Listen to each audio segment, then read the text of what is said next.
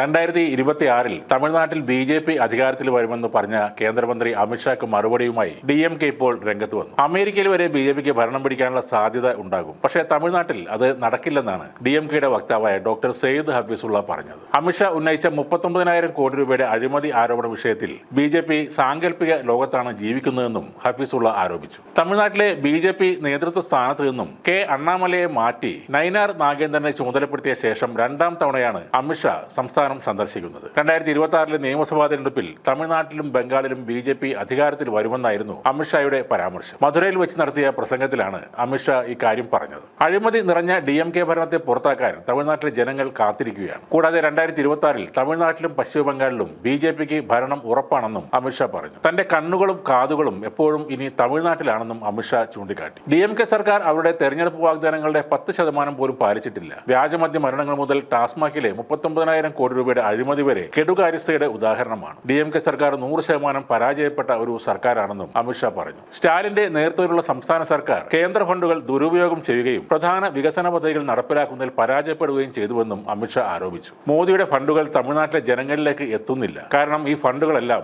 DMK വഴിതിരിച്ചു വിടുകയാണെന്നും അദ്ദേഹം പറഞ്ഞു. ഒഡീഷയിലെ വലിയ വിജയം, ഹരിയാനയിലെ ഭരണം നിലനിർത്തൽ, 26 വർഷത്തിന് ശേഷം ഡൽഹിയിൽ അധികാരം തിരിച്ചുപിടിക്കൽ തുടങ്ങിയ BJPയുടെ അടുത്ത കാലത്തുണ്ടായ എല്ലാ തെരഞ്ഞെടുപ്പ് നേട്ടങ്ങളും ചൂണ്ടിക്കാണിച്ചുകൊണ്ടായിരുന്നു അമിത്ഷായുടെ പ്രസംഗം. ഇന്ത്യയിലെ ഏറ്റവും മഹത്തായ ഭാഷകളിലൊന്നാണ് തമിഴെന്നും അമിത്ഷാ തന്റെ പ്രസംഗത്തിലൂടെ പറഞ്ഞിരുന്നു. എന്നാൽ തന്റെ ഈ സന്ദേശം തമിഴ് ഭാഷയിൽ പറയാൻ അറിയാത്തതിൽ തനിക്ക് ഖേദമുണ്ടെന്നും അദ്ദേഹം പറഞ്ഞു. കേന്ദ്രം ഹിന്ദി അടിച്ചേൽപ്പിക്കുകയാണെന്ന് ആരോപിച്ച തമിഴ്നാട് സർക്കാരുമായുള്ള ഭാഷാ യുദ്ധം നടക്കുന്നതിനിടയിലാണ് അമിത്ഷായുടെ ഈ ബുദ്ധിപരമായ പരാമർശം ഉണ്ടായത്. തമിഴ്നാട്ടിലും ബംഗാളിലും ഭരണം പിടിക്കുമെന്ന് പറയുന്നത് അത്രയ്ക്ക് വിശ്വാസയോഗ്യമല്ലെങ്കിലും ഒരു കാര്യം ഉറപ്പിക്കാം, ഇവിടുത്തെ അസംബ്ലി തെരഞ്ഞെടുപ്പുകളിൽ BJP നേട്ടമുണ്ടാക്കും. അതിനുള്ള വ്യക്തമായ പ്ലാനിങ്ങും അണിയറയിൽ നടക്കുന്നുണ്ട്. അതിന്റെ ചെറിയൊരു ഭാഗം മാത്രമാണ് ഇപ്പോൾ അമിത്ഷാ കാണിക്കുന്ന തമിഴ് ഭാഷയോടുള്ള അതീവ സ്നേഹം.